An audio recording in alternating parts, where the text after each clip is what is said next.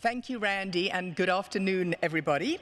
I'm so happy to be here today, and I'd like to just spend a couple of minutes sharing with you some of my personal favorite things about the Cathedral to help kick off this year's campaign, One Heart, One Soul.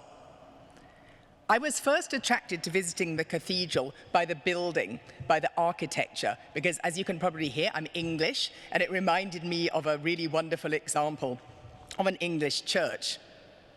Then I became more involved and joined the congregation.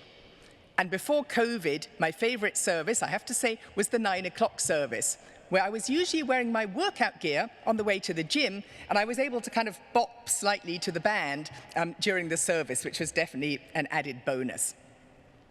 Like most English people, I'm really keen on Christmas. And I loved inviting along various friends, and one year, even my mum from England, to join me in all the various Christmas activities. The gospel singing, the concerts, the traditional service with the candles. It was such an amazing experience. I can't stand up here without mentioning one of the most moving things that I enjoyed in the Cathedral, which was when they showed the movie of Martin Luther King making his last speech here just before he was assassinated. Where I was sitting, it looked as though he was actually standing live in the pulpit, and standing up here today, I'm getting goosebumps even thinking about it. It was such an amazing experience, and if you ever get the opportunity to see that film, I highly recommend it. During lockdown, I was especially appreciative of the Cathedral. We had the beautiful music and the services being beamed into our homes every Sunday.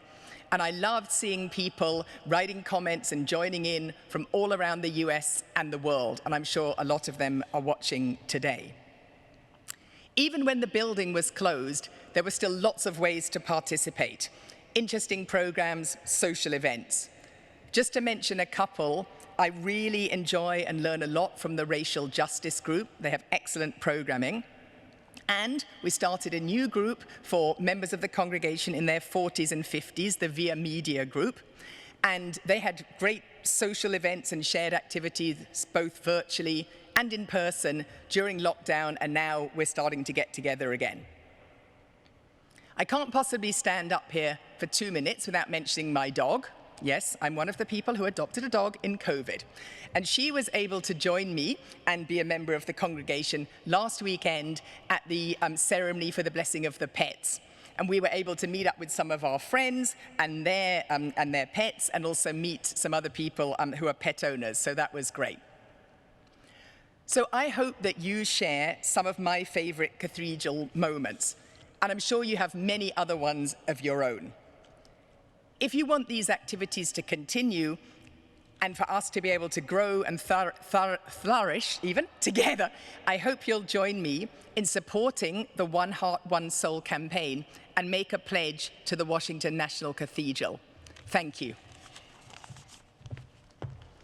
Thank you, Susan.